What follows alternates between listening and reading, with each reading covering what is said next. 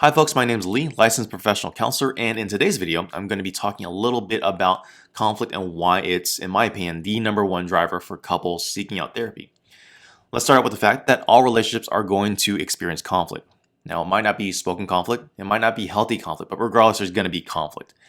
And really, that's just because whenever you bring two people together that are different, conflicts are bound to happen.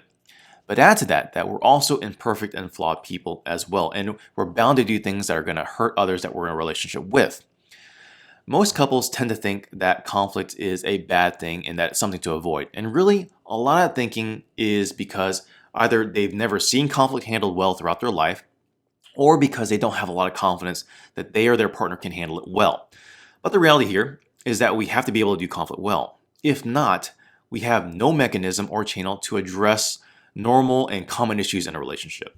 What I tell my couples is that when you first get together, you can probably get away with avoiding conflicts. But as your relationship grows, as the pressures that you'll experience grows, you have to find a way to deal with conflicts that'll come up. If not, it's only a matter of time before a seemingly great relationship will begin to sour because conflicts aren't getting addressed. So here's the deal. The topic of how couples address conflict and how they handle conflict is enormous. I've got a whole online course with over 14 hours of video content on that subject alone. But for the sake of giving you something in this short video on this topic, I'll offer you 3 things that you can walk away with to help you understand how to manage your conflicts better. First is a skill that I call emotional regulation. Now, all that means is the ability to regulate and control how you experience and express your feelings in a fight. You see, people tend to lose control over how they regulate their emotions when they sense a conflict. It's a natural fight or flight response that every human being has. The trick is knowing how to overcome the fight or flight response and to continue regulating your emotions in a conflict. Doing this allows each person to access their feelings, which is absolutely necessary for understanding and resolving conflicts, while at the same time not becoming so overwhelmed by them that they can no longer speak or listen clearly or rationally anymore. So that's key skill number 1. The second skill is called emotional resiliency. This is the ability to withstand the discomfort and overcome the defensiveness that a person feels when others are expressing critical emotions and thoughts towards you.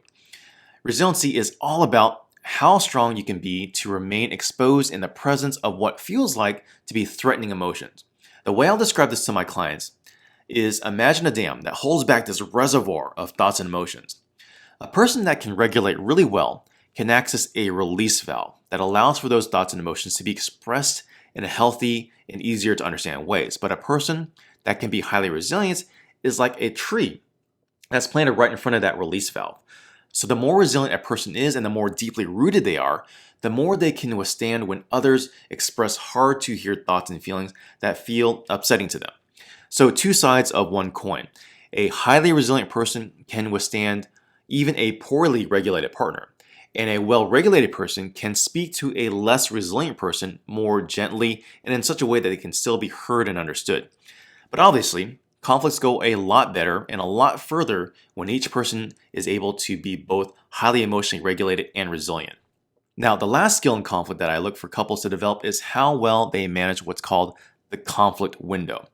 The conflict window is the amount of time a couple has to engage and resolve a conflict well. The start of that window is the conflict trigger. It's the event that sparks or starts a conflict. The end of that window is the emotional flood. And the emotional flood is the point when emotions overwhelm so much that nothing good or productive can be accomplished after that point. Think of flooding like when that dam breaks or when a person gets uprooted in a conflict. So a couple has command over a few levers here to manipulate or expand that conflict window. First, they can be much more aware of when a trigger happens or when that conflict window starts. Couples that can't identify the trigger end up wasting that conflict window. Second, they can flex those regulation and resiliency muscles. You see, the more a couple is able to emotionally regulate what's said in conflict, and the more they're able to be resilient with what's said in conflict, the wider they can stretch that window out. And the reason why that's important to expand that window is it gives couples more time to dig into and actually resolve a conflict. If that window is too small, meaning a trigger happens and then immediately a flood happens, that means there's no time to ever really discuss and figure out what's going on in the fight and how to resolve it. Okay, there's a lot there, I know. But if I could just wave a magic wand and I could grant couples one superpower, it would be this skill set. All right, I hope that helps. Again, definitely reach out to us if you'd like more help because we've got lots of resources and options for couples needing help in this area. Thanks for listening.